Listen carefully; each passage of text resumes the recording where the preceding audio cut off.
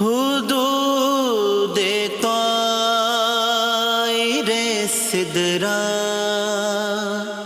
تو میں یہ عرض کر رہا تھا میرے بھائی، وجہ کیا ہے کہ انہوں نے ڈپریشن کے تمام طریقے انہوں نے اختیار کیے، وہ طریقہ، وہ گولی جس سے اللہ ڈپریشن کے علاج کو شروع کرتا ہے، مختلف عنوانات سے اللہ نے اس طریقے کو بتایا، اس کو انہوں نے فوکس بولو نہیں کیا۔ وہ طریقہ کیا ہے؟ اللہ سے تعلق، کیونکہ جب انسان اسباب پہ نظر رکھتا ہے تو اسباب محدود ہوتے ہیں، لہذا جب اسباب ختم ہوئے تو 100% نا امیدی، 100% کیا ہے؟ نا امیدی۔ جب انسان اللہ پہ ایمان لاتا ہے، اللہ پہ نظر رکھتا ہے، تو دو چیزیں، نمبر ایک، اللہ مسبب الاسباب ہے، اللہ کچھ کرنے میں اسباب کا محتاج نہیں ہے۔ آپ کو 100% بھی ناکامی کا اسباب کی دنیا میں یقین ہو، آپ جس کا یہ عقیدہ ہو کہ وہ اللہ بغیر باپ کے عیسیٰ کو پیدا کر سکتا ہے علیہ السلام کو، جو اللہ ابراہیم علیہ السلام کو آگ میں ڈال کے بھی بچا سکتا ہے، تو میرے لیے مصیبت سے نکلنے کے اسباب کیوں نہیں پیدا کر سکتا، بلکہ بغیر سبب کے بھی مصیبت سے نکال سکتا ہے۔ اور دوسری اس کا ایمان یہ ہوتا ہے کہ اگر اللہ تعالی مجھے مصیبت سے نکلنے کا راستہ نہیں بھی پیدا کیا تو مصیبت میں صبر کی توفیق دے سکتا ہے، وہ مصیبت محسوس نہیں ہوگی۔ نبی صلی اللہ علیہ وسلم نے فرمایا یہ دل اللہ کے ہاتھ میں ہے، جہاں کو چاہتا ہے گھما دیتا ہے، اور یہ مشاہدے پر مبنی ایک حقیقت ہے۔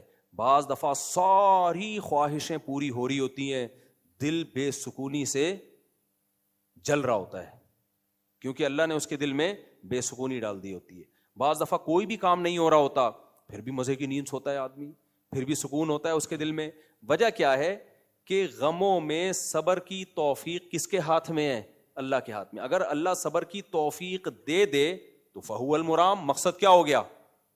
حاصل ہو گیا کہ نہیں ہو گیا؟ اس کی مثال ایسے ہے جیسے اس آدمی کو اپنی بیگم پسند نہیں آ رہی، چوڑیاں بھی اچھی، میک اپ بھی اچھا، ساڑی بھی اچھی، سب کچھ اچھا، پھر بھی کمبخت کو پسند نہیں آ رہی۔ لیکن ایسا بھی تو ہوتا ہے کچھ بھی اچھا نہ ہو پھر بھی آدمی کو پسند آ رہی ہوتی ہے، ہوتا ہے کہ نہیں ہوتا؟ کیونکہ دل انسان کے اپنے اختیار میں، کماروں کو تو سب پسند آ رہی ہوتی ہیں۔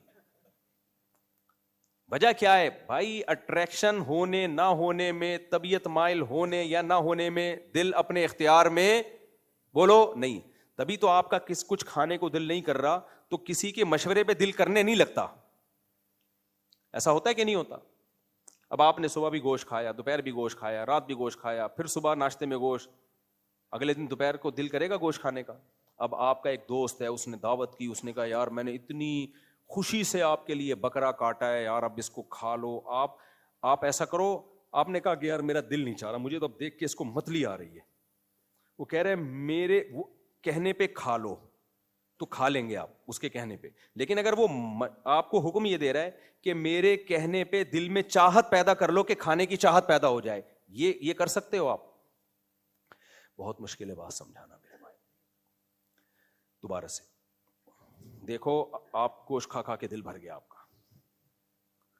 اب آپ کے بہت ہی قریبی ریلیٹیو نے دعوت کی، سامنے پھر گوشت لا کے رکھ دیا، اب آپ کا منہ یوں یوں یوں بن رہا ہے، ٹینشن میں جاؤ گے نا آپ کے، یار یہ کیا ہے یار۔ تو اس نے آپ کو حکم دیا کہ یار ٹھیک ہے آپ کا دل نہیں چاہ رہا لیکن میرے کہنے پہ کھا لو، یہ آپ کے اختیار میں ہے یا نہیں ہے اختیار میں؟ بولو، ہے بھائی؟ میرے کہنے پہ کھا لو، بے شک آپ کا دل نہیں چاہ رہا، ٹھوس لو گے آپ زبردستی، یہی ہوگا نا؟ تو آپ کہو گے ٹھیک ہے یار تم نے اتنی محنت سے بنایا، دل تو نہیں چاہ رہا لیکن کھا لو، بے شک بعد میں الٹی کر دوں گا لیکن کھا لوں گا۔ یہ آپ کے اختیار میں ہے کہ دل پہ جبر کر کے کھا لو آپ۔ لیکن اگر وہ یہ کہتا ہے کہ آپ کھاؤ یا نہ کھاؤ یہ آپ کی مرضی ہے، لیکن میری محبت میں آپ یہ کر لو کہ آپ کا دل چاہے کہ آپ کھاؤ، آپ اس کی طرف اپنا میلان پیدا کر لو، آپ کا دل چاہے کہ آپ کھاؤ، آپ کہو گے بھائی دل میرے کنٹرول میں بولو نہیں ہے، یہ ہو نہیں سکتا کہ میں نیت کر کے چاہنا شروع کر دوں کہ مجھے یہ اچھا لگنے لگے، یہ اچھا نہیں لگے۔ جب بھوک لگتی ہے تو ہماری چاہتوں سے، اگر بھوک لگنا بھی دل چاہنا ہوتا ہے نا، دل چاہتا ہے کھانا کھانے کا، اگر ہمارے اختیار میں ہوتا کہ ہم دل میں کھانے کی چاہت پیدا کر دیں تو 24 گھنٹے ہم کیا کرتے؟ گائے بکریوں کی طرح کھاتے۔ بکری کا دل چاہتا ہے ہر وقت کھاتی رہے، لہذا اس کو روکنا پڑتا ہے. کھاتی رہتی مینگنیاں بنا بنا کے پیچھے سے نکالتی رہے گی, ادھر سے ان پٹ ادھر سے آؤٹ پٹ. آپ بکری کو چھوڑ دو, ہر وقت کھاتی رہے گی. جب منہ تھک جائے گا تھوڑی دیر کے لیے بیٹھے گی, پھر کھانا شروع کر دے گی. اس کا دل چاہتا ہے, ہمارا دل چاہتا ہے, اگر ہمارا بھی چاہے تو ہم بھی پھوڑنا شروع کر دیں صبح شام, لیکن جب ایک دفعہ کھا لیتے ہیں بھائی اب دل نہیں چاہ رہا. تو اس سے پتہ چلتا ہے دل کے اندر کسی چیز کی طرف اٹریکشن کا پیدا ہونا یہ ہمارے اختیار میں نہیں ہے. اسی طرح دل میں کسی کی نفرت کا پیدا کر لینا, اس کے اسباب اختیار کرنا تو ہمارے اختیار میں ہے, نفرت پیدا کرنا ہمارے اختیار میں نہیں ہے. تو خوب سمجھ لو, دل کے اندر خوشی کا آنا اس کے اسباب تو ہمارے اختیار میں ہیں. جیسے وہ خاتون نے اپنے آپ کو اپنے شوہر کی نظر میں اٹریکٹیو بنانے کے اسباب تو اختیار کر لیے, چوڑیاں اچھی, ساڑی اچھی, لیکن اس کے بس میں یہ نہیں تھا کہ شوہر کے دل میں اپنی چاہت بھی پیدا کر لے, اور شوہر کے بس میں بھی یہی نہیں تھا کہ وہ اس کو اچھی لگنے لگے. وہ نہیں لگ رہی, اب کیا کرے وہ. تو اسی طرح میرے بھائی دل کے اندر خوشی کا پیدا کرنا یہ ہمارے اختیار میں, بولو یہ بہت بڑی حقیقت بتا رہا ہوں, یہ ہمارے اختیار میں نہیں ہے. نہ دل کے اندر غم کا پیدا کرنا ہمارے اختیار میں, ہم صرف اسباب اختیار کر سکتے ہیں, اسباب اختیار کر سکتے ہیں کہ جو ہے وہ جو چیزیں بھی غم دیتی ہیں اس سے دور رہیں, اور جو خوشیاں دیتی ہیں ان کو قریب لے آئیں. بس اس اندر سے دل میں خوشی آئے گی کہ نہیں آئے گی, یہ یہاں سے آپ کا کام ختم ہے. یہ کس کے ہاتھ میں ہے بھائی؟ اللہ کے ہاتھ میں.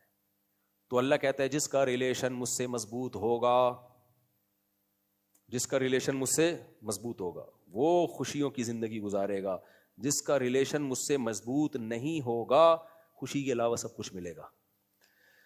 اللہ قرآن میں کیا کہتے ہیں کہ من اعرض عن ذکری فإن له معیشة ضنکا, جو میری یاد سے اعراض کرے گا اس کو تنگ زندگی دوں گا میں, تنگ زندگی. یعنی بڑے بڑے محلات میں بھی اس کو ایسے لگے گا جیسے جیل کی کوٹری میں ہوں, ایسا محسوس ہوگا اس کو. تو اللہ تعالیٰ نے اپنے ریلیشن کو بتایا ہے غم سے دوری کا ذریعہ اور غم سے دوری کا سبب. دوسری بات یہ کہ وہ ریلیشن کیسے پیدا ہو, تو اس ریلیشن کے لیے اللہ نے سب سے زیادہ ہائی لائٹ کیا ہے نماز کو.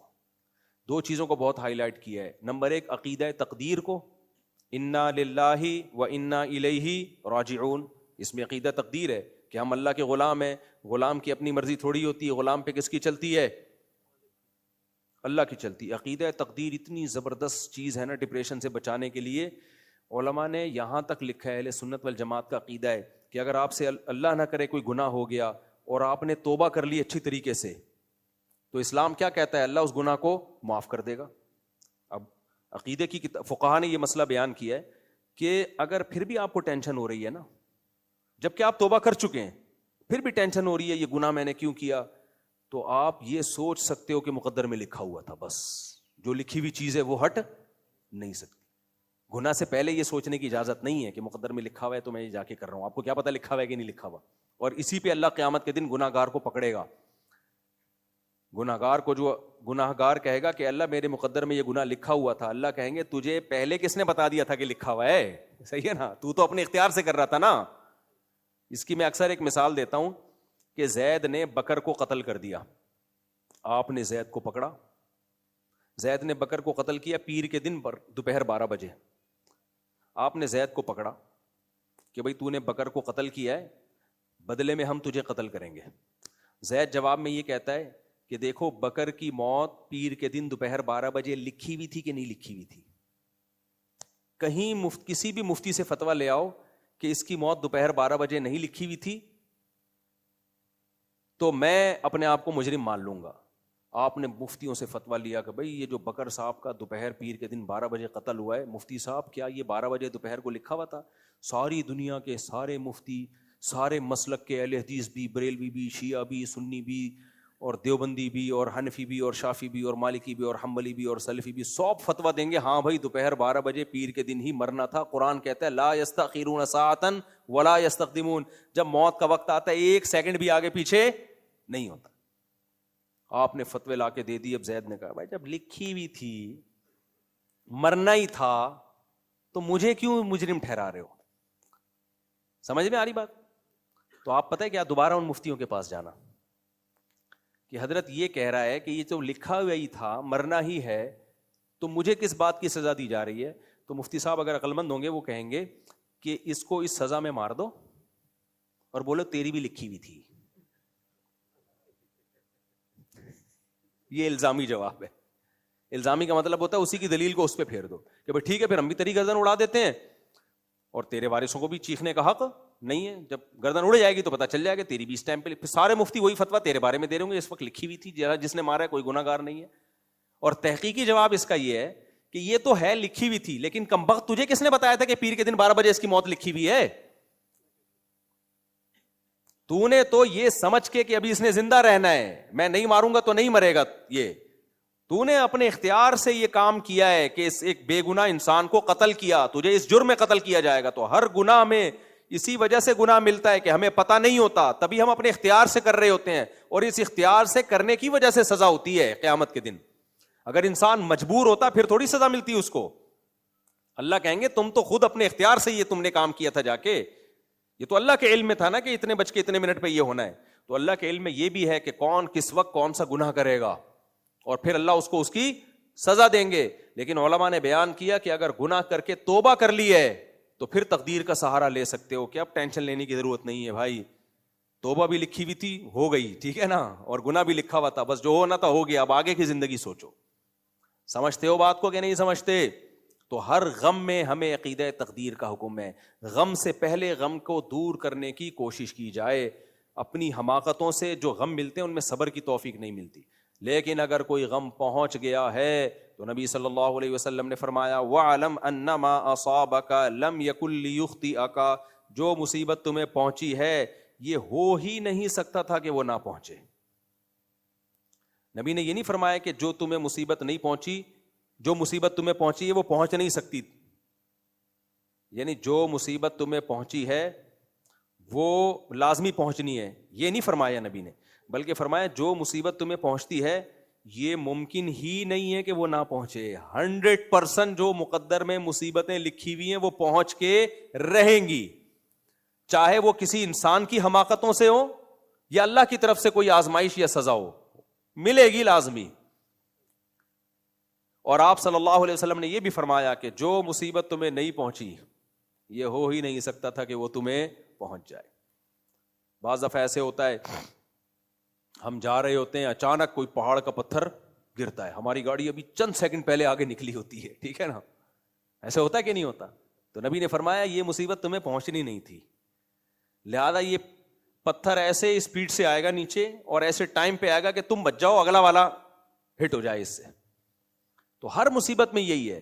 تو جب مسلمان کا عقیدہ تقدیر پہ مضبوط ہوتا ہے تو خوشیوں پہ اتراتا نہیں ہے وہ، بلکہ وہ کہتا ہے بھائی یہ تو اللہ نے مقدر میں لکھی ہوئی تھی، لہذا کہ جس کے پاس پیسہ آ گیا تو ٹھیک ہے آپ نے محنت کی ہے، لیکن کیا ہر محنت والے کو پیسہ مل جاتا ہے بھائی؟ بہت سے محنت کرتے رہتے ہیں کچھ بھی نہیں ملتا. تو اللہ نے آپ کے مقدر میں لکھا ہوا تھا، تو یہ شکر کس کا بنتا ہے؟ اللہ نے دیا ہے آپ کو. خوشی کس نے دی ہے بھائی؟ اللہ نے دی ہے. تو نہ اپنے آپے سے باہر ہوتا ہے اور نہ خوشیوں میں اپنی باؤنڈری کو کراس کرتا ہے اور نہ غموں میں خودکشی کی طرف جاتا ہے. حضور جان